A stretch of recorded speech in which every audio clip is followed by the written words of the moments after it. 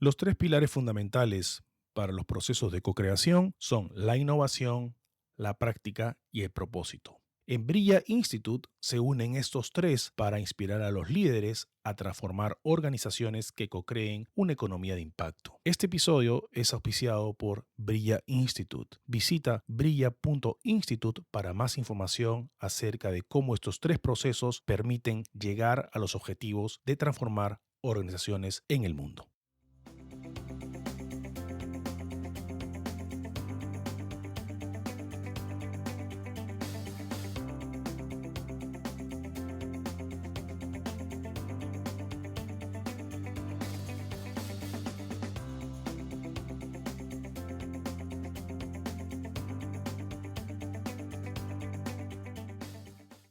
Bienvenidos a Podcast and Business desde Boston, Estados Unidos. Hoy converso con Valeria Rodríguez Brondo. Valeria es una profesional enfocada en la gestión intercultural, asesora a empresas a superar las barreras culturales y a reforzar la cultura organizacional. Valeria, muchas gracias por estar con nosotros hoy. Muchas gracias a vos, Juan Carlos, por la invitación. Valeria, primero quiero comenzar este episodio, el primer episodio del 2021, porque vamos a conversar el tema del Cross-Cultural Management. Y la primera pregunta es, ¿cómo tú definirías Cross-Cultural Management? Bueno, en primer lugar, lo que es el management intercultural o gestión intercultural tiene que ver la parte de la gestión con lo que es administrar algo. Y todo aquello que es intercultural tiene que ver con la relación entre dos o más culturas, ¿sí? En cuanto a la gestión intercultural propiamente dicho, los estudios comenzaron en los años 70 en los Estados Unidos, pero es después, hacia los años 80, que Hofstede, de origen holandés, desarrolla la teoría de la gestión intercultural o cross-cultural management, como tú decías. Entonces,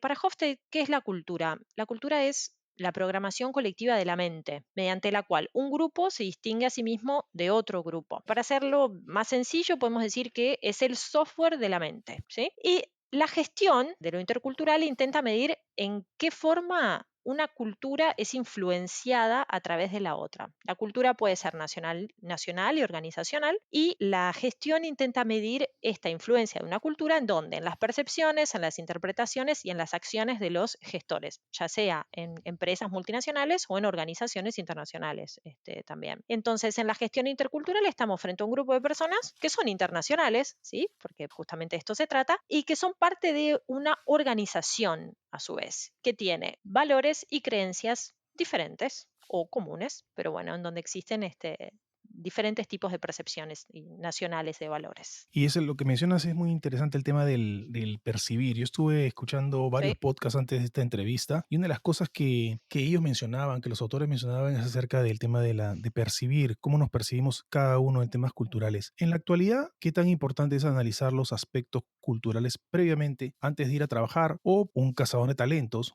Contratar a alguien en cualquier país del mundo en estos tiempos. Ahora estamos viviendo en tiempos diferentes, pero Ujú. eso no implica que se va a contratar a las personas para trabajos desde casa, etcétera. ¿Qué tan importante es analizar estos aspectos? Mira, sin duda es crucial. ¿Para qué? Para anticiparnos a posibles conflictos que podamos llegar a tener y, en definitiva, para hacer que el trabajo sea mejor para todos, más feliz, más ameno y para que podamos cumplir los objetivos. Creo que todo el mundo parte de la base en que cuando uno empieza un trabajo, todos tenemos buena fe y queremos cumplir con los objetivos y que las tareas sean resueltas y que sean de la mejor forma posible. Creo que en eso todos estamos de acuerdo cuando vamos a trabajar. ¿Qué es lo que sucede? Que a veces no me entiendo con el otro. Imagínate que si tú naciste en Lima y yo nací en Montevideo, a veces podemos tener conflictos con nuestros propios coterráneos cuando estamos trabajando con personas que tienen distintos códigos, que yo no sé cómo manejarme. Eso se vuelve aún un poco más complicado. Entonces, a tal punto que existen diversos estudios de consultoras internacionales que dicen que el 65% de las dificultades para lograr el desarrollo internacional de las empresas tiene que ver con esto, con que las personas no se entienden, ¿sí? Con que las personas, cuando están en el extranjero o trabajando con extranjeros, sienten que tienen dudas sobre las actitudes del otro. ¿Qué me quiso decir con esto? ¿O qué quiso decir con no esto? ¿Entendés? Uno tiene desconcierto, a veces la gente se fastidia o tiene frustraciones o tensiones, y evidentemente esto tiene que ver después con el trabajo, porque le genera costos a la empresa. ¿Por qué? Porque la gente no está produciendo de la misma manera que se está esperando. Todo esto genera problemas de comunicación, frustraciones, rendimiento inferior al esperado, y muchas veces también problemas de adaptación, por ejemplo, en el caso de los expatriados, ¿sí? De shock culturales, la gente se quiere volver a su casa. Entonces, todo esto tiene una explicación cultural y entendiendo el origen de nuestras diferencias y racionalizando esto, poniéndonos en los zapatos del otro, poniéndonos los lentes de los otros, de esa forma podemos superar nuestras barreras y lograr una óptima gestión intercultural y así, bueno, estar mejor y poder hacer un mejor trabajo, ¿sí? Inclusive, en estos aspectos culturales hay culturas, valga la redundancia, Ujú, que son más afines que otras. Por sin ejemplo, duda. había también otro podcast que estaba escuchando acerca del tema, mencionaban de que, por ejemplo, ciertas culturas, por ejemplo, la británica con el, vamos a decir, el de la China, por poner un ejemplo, se llevan, entre comillas, mucho mejor que un holandés con un coreano. Es muy interesante, es analizar previamente y cuál es tu capacidad para poder adaptarte. Ahora, Valeria, hablamos de temas de globalización y es algo que a mí me gusta mucho. Todos hablan de globalización, no me Es dejarás verdad. mentir. Todos dicen sí, que es un mundo globalizado y todo esto, pero sin embargo, al mismo tiempo, no actúan como un mundo globalizado. Es decir, se habla mucho de la globalización cultural en esas organizaciones. ¿Cómo afecta o cómo coinciden los aspectos de la sociedad individualista y la sociedad colectiva en estas? Entonces, ¿cómo podría manejar? Porque hay personas o empleados o países, mejor dicho, que están acostumbrados a ciertos parámetros. Entonces, cómo podemos coincidir en estos aspectos. Hay gente que uno es mucho más directo, otros más reservados, otros más ordenados, otros desordenados. ¿Cómo podemos hacer eso? Bueno, es una pregunta con un montón de contenido, así que te propongo Ujú, que vayamos por partes, porque bueno, primero podemos ver esto de la globalización, pues hacemos un link con cultura nacional y también con la organizacional y al final cómo esto va en las sociedades individualistas y colectivistas. Bueno, primero, el tema de la globalización, súper interesante, vastamente discutido, pero no sé si soy tan afín a decir que existe una globalización cultural. A ver, algunos autores o muchos sostienen que la globalización va a hacer desaparecer a las culturas. Estamos en un mundo global, chau culturas, ¿por qué? Por el aumento de las comunicaciones y claro. los medios de transporte y tal. Pero en contraste, desde la teoría de la gestión intercultural, hay varios autores que proponen que a pesar de que algunos hábitos culturales pueden cambiar debido a la globalización, los valores fundamentales que diferencian a las culturas se mantienen. Es decir, esto no significa que la cultura sea algo estático, ¿no? Probablemente, no sé, la cultura en los años 20 en Rusia no es la misma que hoy en Rusia o en Estados Unidos o en Uruguay o en Perú, en donde sea. Pero ¿qué es lo que pasa? Sino que son constantes, no es que sean constantes en el tiempo, sino que esto se demuestra en términos relativos cuando comparamos las culturas entre sí. Las culturas cambian, pero en términos relativos siguen guardando distancias entre ellas, ¿sí? Por eso es que nosotros seguimos identificando, por más de que vivamos en un mundo globalizado, diversas culturas, diversas formas de hacer las cosas. Eso con respecto a lo de la globalización. Sin embargo, claramente la globalización llevó a las actividades humanas más allá de las fronteras y esto hace que habitantes de distintos orígenes tengan intercambios entre sí. La globalización, además, con los medios de comunicación y de transporte, hace que esta situación sea cada vez más frecuente y se den que las organizaciones internacionales y las empresas cuentan con técnicos, con administrativos y profesionales de varias nacionalidades interactuando entre sí. Y esto genera que la cultura organizacional pueda ser difícil de construir. Entonces, con esto vamos por el segundo concepto. A ver si nos entendemos bien y si no, recapitulamos. ¿Cuál es la relación entre la cultura nacional y la organizacional? Es Ya. decir, si yo soy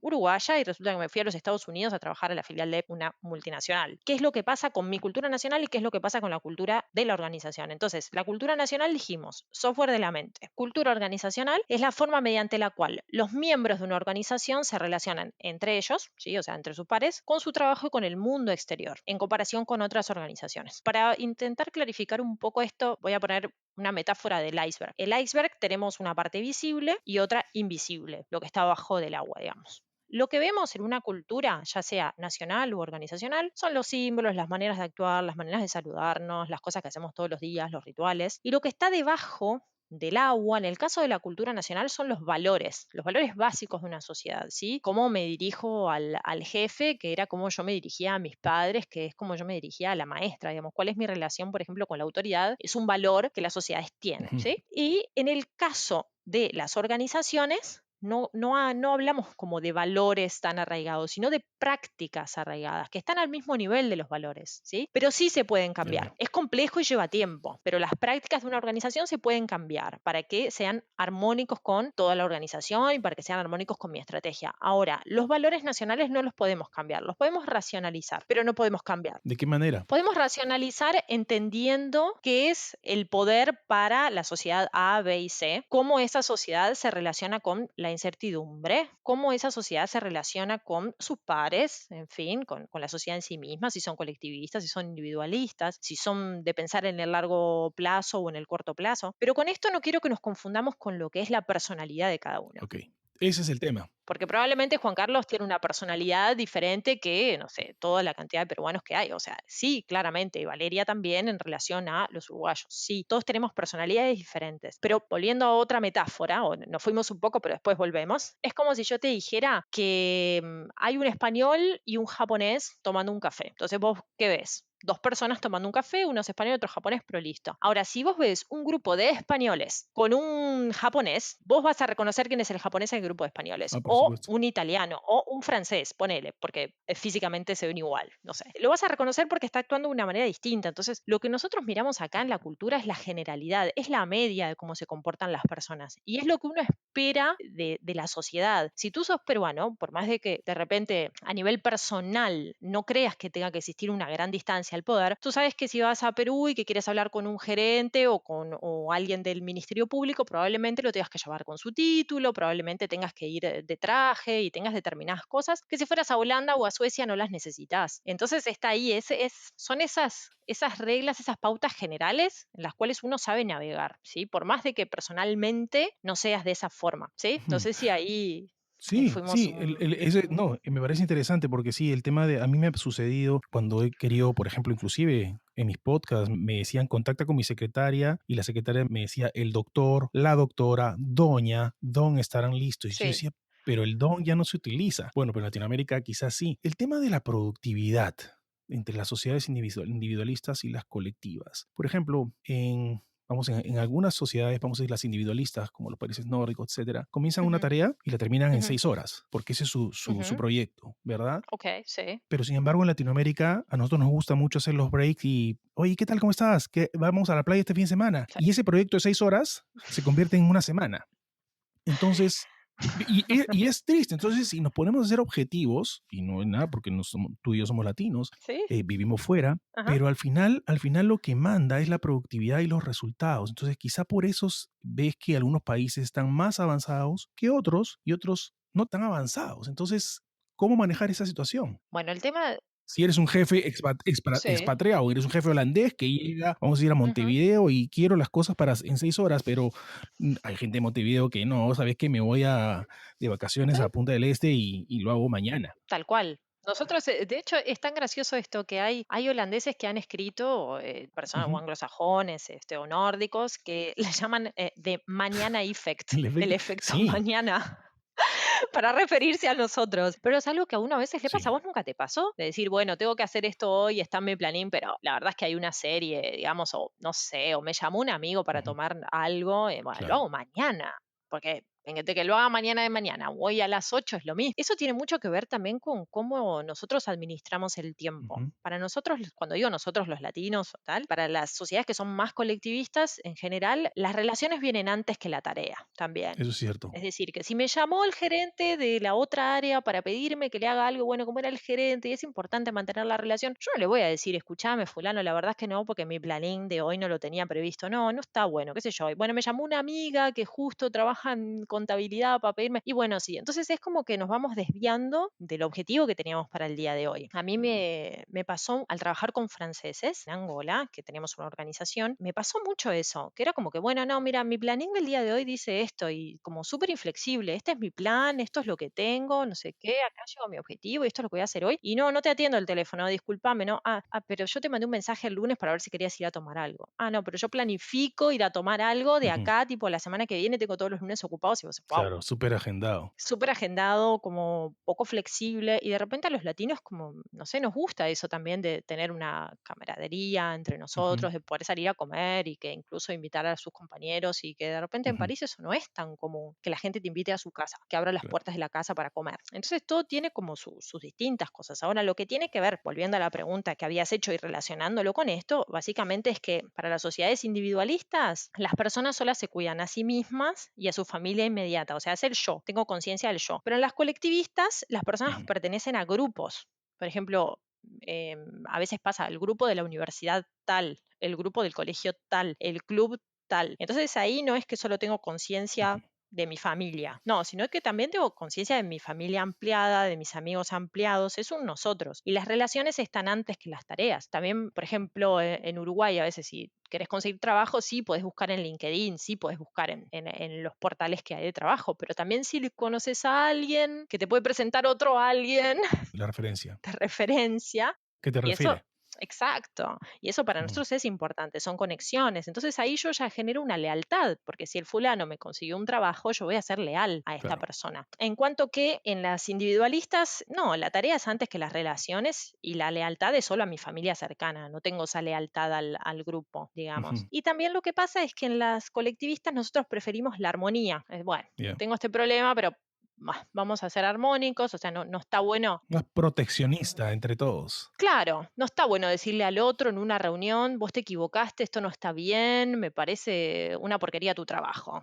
O sea, como que no da. Y de Claro. repente otras culturas, no sé, a mí me pasó también, por ejemplo, con alemanes trabajando en Ujú. Bolivia, que los alemanes te decían las cosas así en una reunión y la gente lloraba. A mí me pasó en Suecia también y lo tomé cuando yo recién comencé a viajar. En Suecia me pasó y lo tomé personal. Y decía, ¿por qué esta mujer es tan mala? Y no era mala, me estoy diciendo, Exacto. no, te estoy diciendo las cosas de frente y tal como son. Exacto, y eso nos decían a nosotros, ¿por qué esconden cosas ustedes? ¿Entendés? Ustedes están escondiendo, yo te estoy siendo sincera. Entonces, en realidad son dos posiciones válidas y nadie quiere molestar al otro.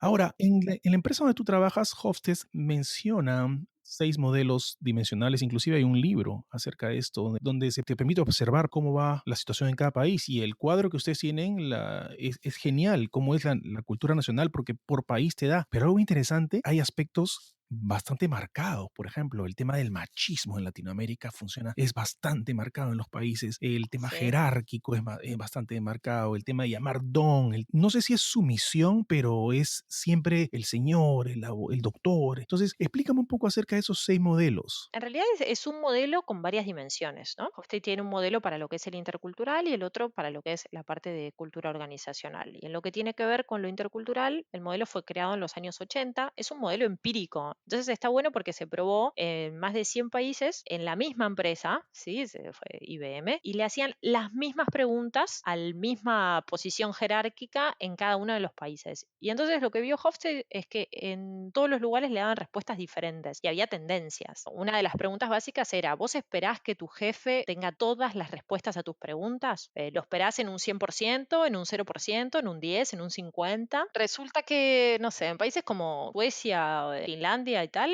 la gente responde 10. Un 10% piensa que el jefe tiene que saber las cosas, por ejemplo. En cuanto que en países como Bolivia es casi el 90% de las personas que piensan que el Claro. jefe tiene que saber todo. Pero es que ahí no delegan, Exacto. ahí no hay delegación. Si tú crees que el jefe va a solucionar todo, entonces el tema de delegar. Exacto, sí. Ahí viene también en realidad cómo nosotros vemos a la jerarquía. ¿Cuál es nuestra relación con la jerarquía? Te marca eso. O, por ejemplo, otra pregunta puede ser si te parece que el jefe, por ser jefe, tiene que tener un estacionamiento exclusivo para él. ¿O es que te parece que dirían en América Latina? Que sí. No, claro, el reservado le pone, hasta nombre tiene. Tú vives en los Estados Unidos, por ejemplo. ¿Cómo es eso? ¿Cómo lo ves? No existe. Ok, entonces lo que significa eso es que a través de esas preguntas él se dio cuenta que la jerarquía se percibía de una manera distinta. Entonces ahí empieza el primer dilema. Digamos, cada una de estas dimensiones tiene que ver con un dilema social. El primer dilema tiene que ver con la relación entre aceptar la jerarquía versus ser más igualitario, ¿sí? La distancia Ujú. al poder tiene que ver con cómo se percibe la relación con los superiores. Entonces, como decíamos, por ejemplo, en América Latina, el jefe puede tener privilegios solo por el hecho de ser jefe. En cuanto que en Holanda Ujú. eso no es bien visto y el presidente Occidente anda en metro y los reyes se muestran, como es, plantando flores con la gente y sus hijos andan en bicicleta, por ejemplo. El segundo dilema tiene que ver con la dependencia hacia los otros. Es esto que hablábamos recién, la sociedad colectivista versus la individualista. Y entonces encontramos que las sociedades más individualistas son aquellas en las cuales el yo es el centro de los pensamientos y en las colectivistas se piensa en la familia, en el grupo, en el equipo y el yo está dentro del grupo, ¿sí? Generalmente las sociedades anglosajonas son más individualistas, las asiáticas y las latinoamericanas, las africanas son más colectivistas y de ahí la importancia de tener contactos, de estar conectado. Claro. También tiene mucho que ver el estilo de comunicación. Esto que Ujú. hablábamos hace un rato, las sociedades colectivistas se tiende a ser más armónico, a no decir las cosas directo, sino a buscar la manera de decirlo. Hay mucho lenguaje físico, mucho lenguaje entre Exacto. líneas, que para otras sociedades es súper complejo. Es este famoso que nosotros decimos sí, pero no. Por ejemplo, si vos sos mi jefe y me decís, Valeria, ¿puedes venir este fin de semana, por favor, que queda Claro. trabajo sin hacer, no sé qué? Y yo te voy Ujú. a decir, bueno, acá vos sabés que sí, sí, pero este fin de semana justo viene Claro. mi abuelita a visitarnos y voy a hacer una torta, estoy con mis hijos, pero sí, pero. Entonces vos entendiste que yo te estoy diciendo que no. Te puedo decir que no, porque sos mi jefe, claro, pero Sí. desde mi punto de vista, ¿cómo le voy a decir que no al jefe? Le tengo que decir que sí, pero después le tengo que inventar una excusa para decirle que no. Claro, no le puedes decir: "No, no puedo". Acá yo he dicho: "¿Puedes tú?". "No, no puedo". En vez de decirle que no directamente, porque si no quedó mal. Y todo esto que nosotros ya lo hacemos como automático, si yo se lo explico a un holandés, y de hecho nos Claro, hemos reído un montón claro. cuando yo fui a Finlandia a hacer la formación, porque me decían, pero ¿cómo vos me estás diciendo que sí, pero es no? Y yo le digo, claro, pero si yo te digo que sí, te invento toda esta excusa, Ujú. te estoy diciendo que no. Y ellos me decían, no, vos me estás diciendo que sí, yo me quedo con tu primer parte, me decís que sí, después me estás contando la historia de tu abuela, que a mí no me Imagínate. influye, ¿entendés? Entonces, bueno, eso tiene que ver también con este segundo dilema. El tercer dilema se relaciona con las fuentes de motivación, que tiene que ver con el rendimiento y la productividad versus cuidar del individuo. A esta dimensión, Hofstede la llamó, tiene un nombre polémico para la actualidad, pero vamos a aclarar un poco, masculinidad versus feminidad, pero se refiere a los roles y a las construcciones sociales que son atribuidos a estos significados, no una cuestión biológica, ¿ok? Entonces, las sociedades más masculinas, entre comillas, son las que tienden a ser competitivas, es decir, ser el mejor, ¿sí? Trabajar muchas horas, constante búsqueda de la excelencia, soy el mejor. Y las sociedades femeninas se caracterizan por ser modesto, en donde la calidad de vida y el cuidado de los otros es importante y tiene que ver con hacerlo mejor. Y bueno, un ejemplo de masculinidad alta puede ser los Estados Unidos, por ejemplo, hay que ser el mejor. Alemania es otro ejemplo. En América Latina tenemos países como Argentina, en el cual es importante ser el mejor, el yo es súper importante y si me compro un reloj caro lo muestro y está bien, no pasa nada. Ujú, Sin embargo, por ejemplo, en Montevideo, si yo voy a una entrevista de ujú. trabajo en Uruguay, yo no voy a decir que soy la mejor. Voy a dar toda una vuelta de modestia para decir que soy la indicada para el puesto, pero no lo voy a decir porque si Por no las queda feo. ramas. Claro, en Ujú. cuanto que en Argentina está bueno decir yo soy el mejor para el puesto, Increíble. por Y esa es la vuelta ejemplo. de la esquina, ¿eh? ¿No? Son las maneras de venderte. Claro, es esa famosa diferencia que dicen, ay, sí, yo conocí un uruguayo y un argentino, pero el uruguayo me pareció, no sé, como más tranquilo, como más modesto. Interesante. Es Qué esto. interesante. Y bueno, y países como Finlandia o Noruega, que son número unos en IDH, por ejemplo, en Índice de Ujú. Desarrollo Humano. Sí, porque ellos son países femeninos, donde el bienestar está bueno, donde ponen mucho para la seguridad social, donde la salud es como lo más importante, donde tal en cuanto, Ya, por el ejemplo, los vivir bien. Estados Unidos es más importante quién sea el mejor, ¿verdad? Que Claro. hacerlo. Ujú, Entonces, bueno, ujú. ese es nuestro tercer dilema. El cuarto dilema, que acá viene un poco el ejemplo que vos me habías dado de Inglaterra y la India, dejémoslo ahí, la Ya. lucecita, que tiene que ver con la capacidad de una sociedad para lidiar con lo desconocido, ¿sí? Es el dilema Ujú. de evitar o controlar la incertidumbre versus dejarlo ser. Y entonces a esta dimensión le dieron el nombre de control hacia la incertidumbre. Y tiene que ver con cuánto una sociedad intenta reducir los riesgos de algo. En sociedades con una intolerancia muy alta hacia la incertidumbre, el sistema está basado en muchísimas reglas, regulaciones, decretos, todo para minimizar el riesgo. Y en el lado opuesto, las sociedades que aceptan un poco más los riesgos suelen ser más flexibles y con ideas un poco más desestructuradas. Y acá tenemos el caso de Okey. los anglosajones, por ejemplo, pero también se da en la India y también se da en algunos países en Asia, que no están así como tan ávidos de tener las reglas y de tener todo súper documentado hasta el mínimo detalle del mínimo y que el experto tiene que darme una opinión, no, sino que hay países donde los Claro. generalistas son bien vistos y donde los objetivos se ven como cuestiones globales y donde es posible tener cierta flexibilidad. Digamos, vemos el objetivo, pero podemos ir cambiando algunas cosas en el medio como para lograr ese objetivo. Y hay otros lugares donde están llenos de reglas y cosas que no Ujú. te puedes mover medio centímetro porque si no alguien ya pensó que si vos te moviste lo que me va a pasar, en fin, en fin, en fin, y estamos llenos de reglas. Pero ahí es la gran Claro. diferencia del sistema jurídico francés, por ejemplo, que en América Latina lo adoptamos, versus el sistema jurídico que nace de Inglaterra, que es con menos reglamentaciones. Menos reglamentaciones. Y eso afecta bastante, reforzando lo que dice, porque pues no me acuerdo si en Singapur o Corea del Sur, si tú quieres abrir una startup o en Israel, no es, es una semana. Vas a Perú, pues si te demoras, o sea, te dice, señor, venga para acá, pague aquí, te demoras 3 meses. Entonces el espíritu emprendedor, en este caso startups, se ve un poco afectado y la gente se desmotiva. ¿Por qué tanto? ¿Demora tanto? Exacto.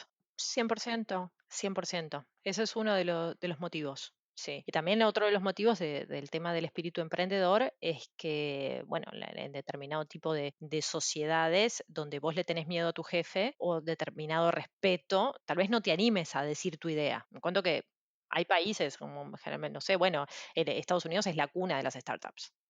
Y bueno, eso tiene también una cuestión cultural. Desde el punto de vista que vos podés decir 100 ideas y de repente 99 ideas eran cualquiera, pero dijiste una buena y tomamos esa, buenísimo. En cuanto que en América Latina estás pensando Claro. un montón para decir una idea y con un miedo, Porque o tienes sea, miedo a la falla.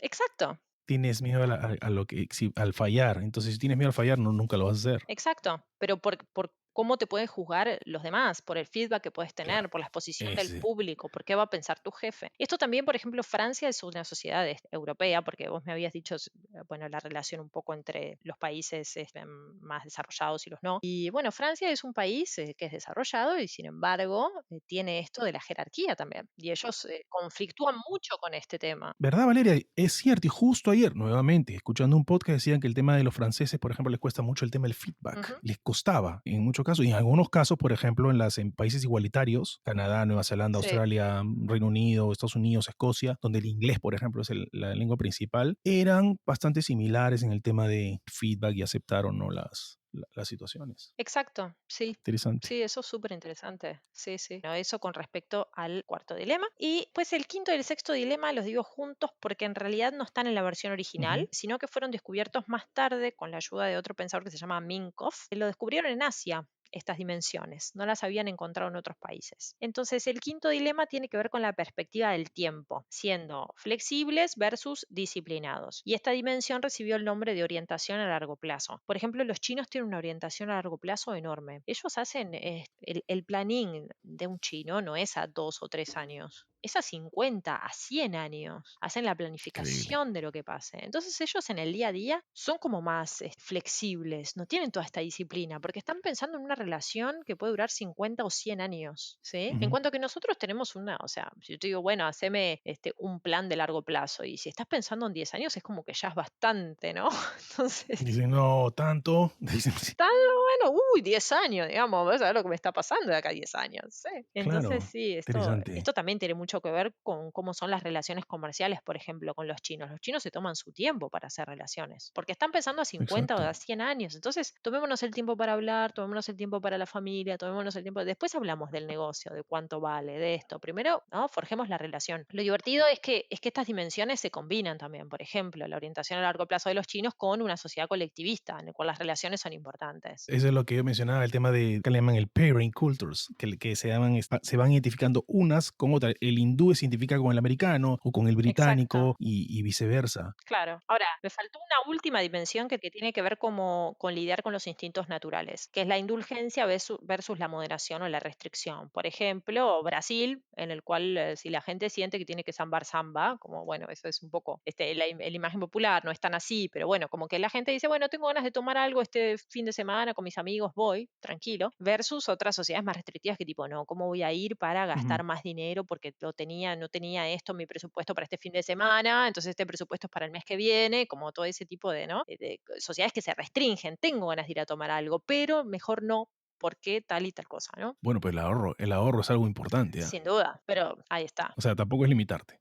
Esa es la idea. Valerie, cuéntame, caso de estudio, con este tema que estamos viviendo, trabajar desde casa, yo he observado muchas empresas están contratando obviamente personas de todos los países. Es más, Sí, yo estoy trabajando con un chico de Bangladesh y estoy trabajando con un bien. chico de Puerto Rico y estoy trabajando con un chico de Alemania. Entonces, ¿cómo manejar estas situaciones? ¿Qué caso de estudio o sugerencias, es de la Ujú. palabra, tú podrías dar? Porque estamos viviendo en temas de pandemia, en tiempos de pandemia, donde es el trabajar desde casa, que puedas tú sugerir basados en todo lo que acabamos de conversar para mantener un buen cross cultural management, because no tenemos la presencia física. ¿Cuáles serían tus sugerencias? Bueno, de lo que es esto ha sido también un poco explorado por Hofstede este año. Se visualiza todo lo que es este Global Virtual Management. ¿Qué pasa con lo global, pero lo global virtual? ¿Cuáles son las limitantes que nosotros podemos tener? Una de las grandes limitantes cuando estamos trabajando con usos horarios diferentes justamente es esto, enganchar en un buen horario para Ujú, hacer los meetings. Uno de los problemas que hemos identificado en las culturas colectivistas es que nos faltan relaciones humanas, digamos.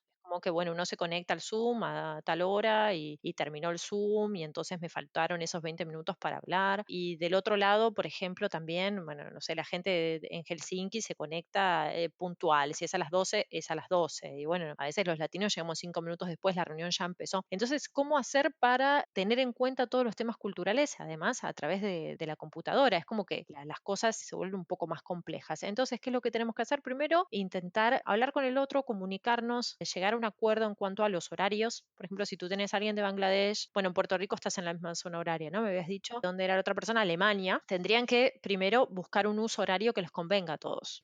Tal vez que podría ser en tu mañana, de repente, para que sean la tarde de los otros, pero no tan tarde, porque si no van a empezar a trabajar a las 5. Hacer que el trabajo pueda hacerse, por ejemplo, remotamente, que cada uno trabaje en el horario, pero después las reuniones y las cosas colaborativas se ponen de acuerdo en un horario que les convenga. Pues lo que tiene que ver, por ejemplo, con los horarios de reunión. Si algunos tienen más voluntad de llegar un poquito más tarde a las reuniones sin algunos problemas, bueno, de repente uno, el que organiza la reunión, estratégicamente ponerla 10 minutos antes, como para que la gente vaya llegando de a poco, para que hable un poco sobre lo que hizo el fin de semana y así comenzar ujú. con la reunión. Se trata en realidad de dar espacios para todos y hacer un poco lo que haríamos en la oficina, pero de forma virtual. Y sobre todo para los países colectivistas, generar Claro, espacios de virtual. intercambio Ujú, que vayan más allá de un intercambio laboral, estrictamente, ¿no? Como bueno, saber qué se hizo fin de semana, saber cómo va la familia, inventar, por ujú. ejemplo, hay algunas empresas que han hecho como karaokes online, generar Claro. espacios más allá de, o esto del cóctel de la noche, no sé qué, exacto, como para que la gente se relaje, bueno, igual estamos conviviendo, igual estamos trabajando y llevamos a cabo esto. Pero en definitiva, más allá de donde estemos, en el plano virtual o en el plano presencial, las recomendaciones en cuanto a la manera de dar feedback, en cuanto a la manera de dirigirse al otro, en cuanto a la forma de relacionarse, siguen siendo las mismas que si fuesen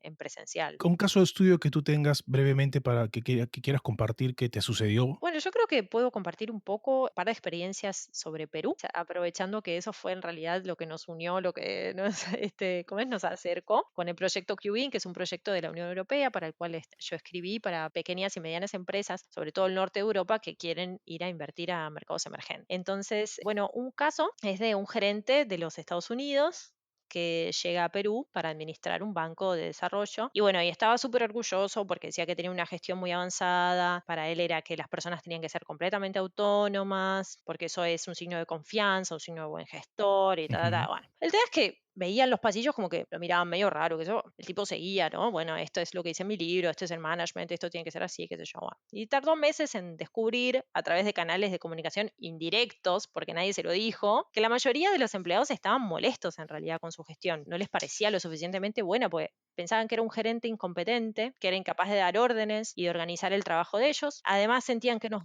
Organizar el trabajo de ellos. claro, porque ellos esperaban que sí, que el gerente llegara y dijera, bueno, este año la planificación va a ser así y en un día ustedes tienen que generar estas tareas, estas son tus tareas, vos tenés que hacer esto, esto, lo otro, y vamos a hacer un plan de seguimiento en el cual yo te voy a ir preguntando cada semana cómo vas. Eso era lo que ellos estaban esperando. Y lo que hizo el norteamericano fue llegar y decir, bueno, estos son los objetivos, ustedes desenvuélvanse como les parece, ustedes son quienes saben cómo hacer el trabajo y cualquier duda me llaman. El approach fue completamente distinto a lo que ellos estaban esperando, porque ¿qué pasa? Ellos esperaban que el jefe por lo menos los fuera a ver, que los llamara, que estuviera ahí, no sé, presente, porque en Perú si no hay noticias es que son malas noticias. En cuanto que para los norteamericanos, y lo sabrás mejor vos, no news, good news. Entonces, ¿qué pensó el estadounidense? Dice, bueno, si nadie me está llamando es porque está todo bien. Y los otros decían, bueno, si el jefe no me llama es porque no le intereso. Si miramos esto a través de los lentes del modelo de Hofstede, podemos ver diferencias en la distancia al poder entre ambos, porque sociedades como Perú es deseable que los jefes Claro. sean benevolentes, que sean solidarios, que sean visibles, que le hagan preguntas a sus empleados sobre su trabajo y que verifiquen si todo está completo y si está bien hecho. No solo aplica para Perú, ¿no? Sino para las sociedades colectivistas en general. Y Correcto.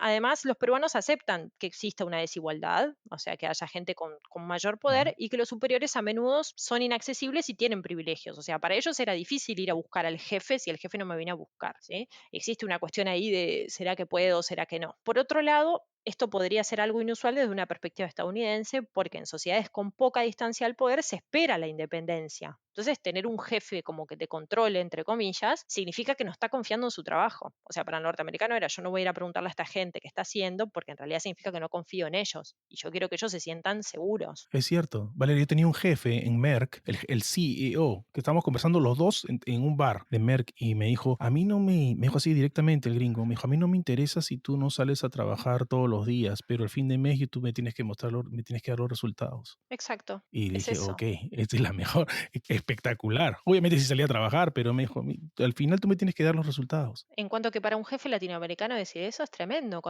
A mí me ha pasado algunas veces que, bueno, tuve alguna jefa que era, bueno, hay que llegar exactamente a las 9 de la mañana, todo el mundo tiene que estar acá 9 menos 5 y tienen que estar hasta las 18:01 y si te quedabas hasta las 7 mejor. Haciendo nada, no importa, digamos, lo que quieras, jugando al buscaminas, pero tenés que estar ahí el horario completo. No era tan importante lo otro, ¿entendés? Sino como, bueno, cumplir con eso. En conclusión, así como para cerrar, si sos un jefe en Perú y venís, o en Perú o en cualquier país colectivista, y venís de un país que no es jerárquico, la idea es que tengas en cuenta que tus empleados van a esperar órdenes claras de ti y que todo esté centralizado y bajo control. ¿Sí? Eso es lo que se espera de un jefe. Demasiada independencia hacia ellos se puede interpretar como una falta de interés por parte del jefe y en consecuencia la motivación de los empleados cae. Entonces, en definitiva, se trata como de, antes de ir a un lugar, ponernos a pensar en estas cosas, en las cosas que nosotros hacemos naturalmente porque nos salen y decir, tal vez en este país al cual voy esto no es así. Tal vez van a malinterpretar mis acciones, que en el fondo son buenas. Todo el mundo tiene